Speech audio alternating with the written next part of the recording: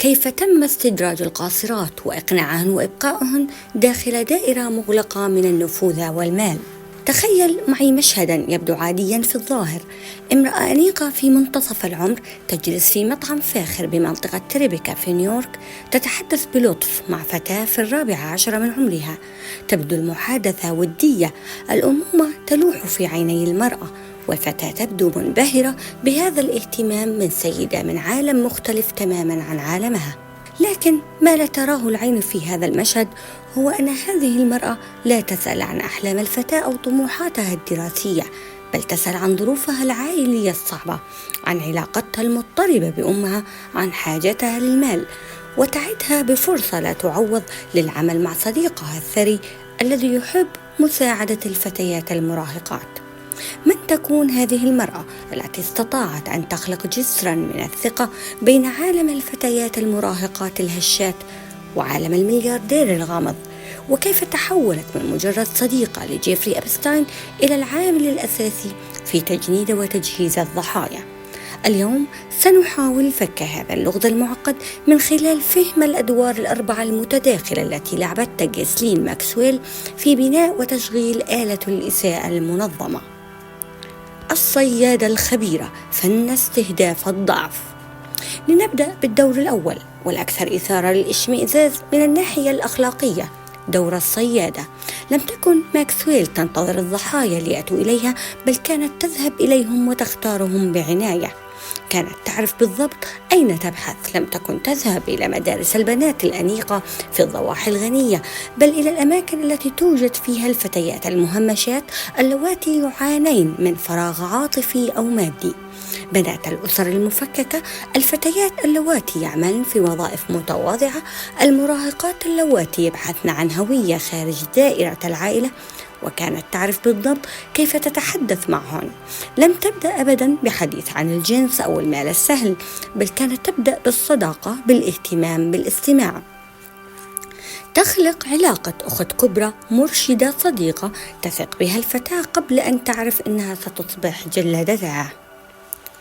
تساؤل يفرض نفسه هنا: كيف استطاعت امرأة في مثل مكانتها الاجتماعية أن تصل إلى هذه الشريحة من الفتيات؟ وكيف كانت تجد من يقبل مصاحبتها إلى عالم أبستاين الغريب؟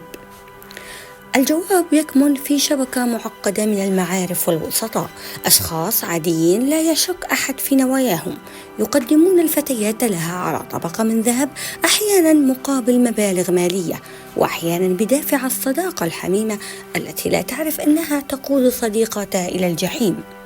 الأكثر إثارة للتفكير هو أن ماكسويل لم تكن تخفي بالضرورة ارتباطها بإبستاين، بل على العكس كانت تتفاخر بصداقتها للملياردير الغامض، وتجعل من هذه الصداقة وسيلة إغراء. كانت تبيع الوهم بالانتماء إلى عالم النجومية، الوهم بالاهتمام من شخصية قوية، الوهم بالحماية في عالم قاسي. المطبعة المحترفة، تحويل الشائن إلى عادي.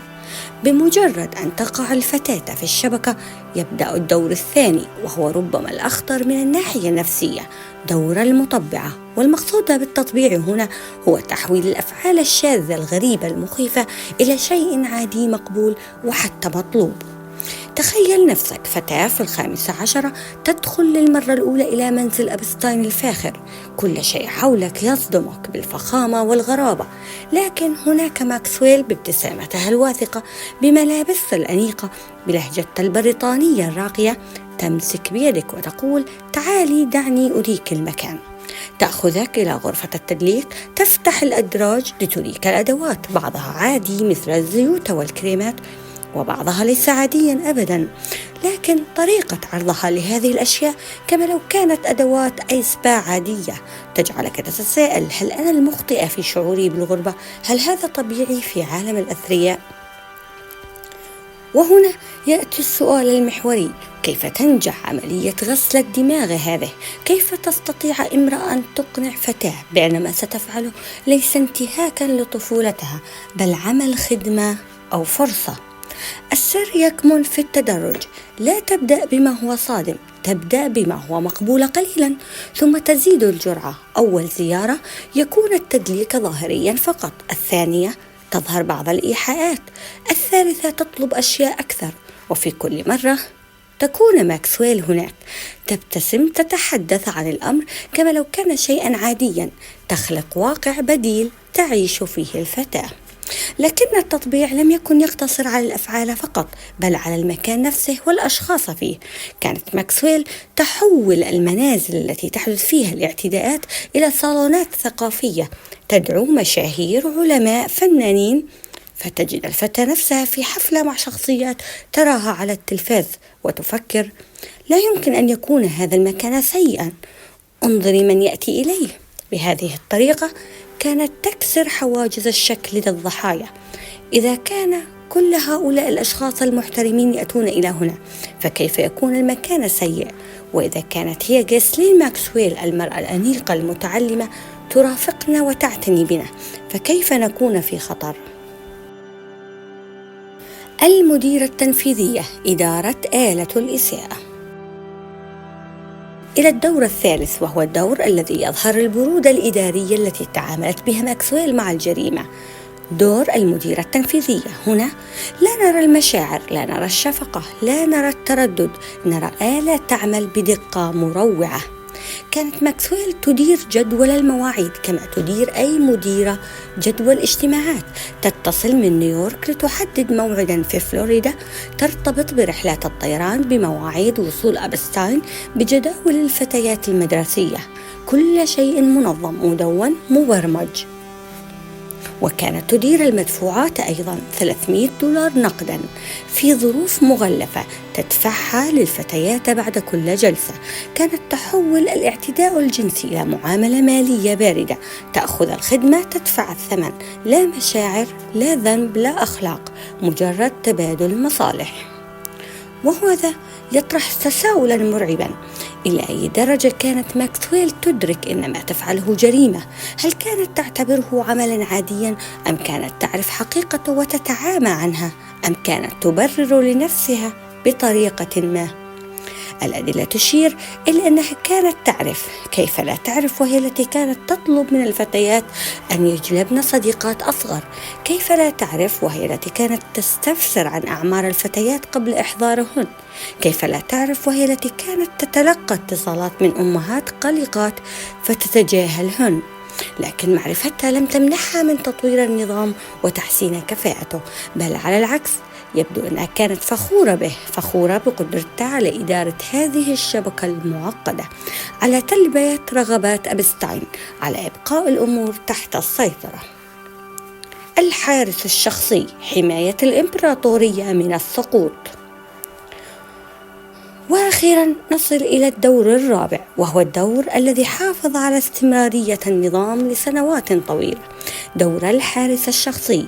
لم تكن ماكسويل تجلب الضحايا وتتركهم فقط، بل كانت تحرس الباب، تحرس الأسرار، تحرس السمعة. كانت تعمل كمرشح بشري، تختبر الفتيات قبل إدخالهم إلى دائرة أبستاين الداخلية. من يمكن الوثوق به؟ من ستتحدث؟ من ستسكت؟ كانت تقرأ الناس كما تقرأ الكتب، وتختار بحكمة. وكانت تعمل كمسكتة محترفة. عندما تبدأ الشكوك تلوح في الأفق، عندما تبدأ الأمهات بالتساؤل، عندما تظهر علامات الندم على وجه ضحية، كانت ماكسويل تتدخل، تهدد أحيانا، تعطي وعودا كاذبة أحيانا، تدفع مبالغ إضافية أحيانا. المهم أن الصمت يستمر. وهذا يقودنا إلى أهم سؤال في القضية كلها: لماذا؟ ما الدافع الذي جعل امرأة من خلفية مثل خلفيتها تنغمس في هذا المستنقع الأخلاقي؟ هل كان الحب؟ هل كانت مأخوذة بإبستاين في درجة العمى عن جرائمه؟ هل كان المال؟ هل كانت مستفيدة ماديا من هذه الشبكة؟ هل كان السلطة؟ هل أعجبها كونها الشخص الذي يتحكم في دخول وخروج الناس إلى عالم أبستاين السحري والمرعب؟ أم أن الأمر كان أكثر تعقيدا من ذلك؟ هل كانت هي نفسها ضحية في البداية ثم تحولت إلى جلادة؟ هل كان هناك تطور تدريجي في مشاركتها، بدأ بتغطية صغيرة لجريمة صغيرة وانتهى بإدارة شبكة إجرامية كاملة؟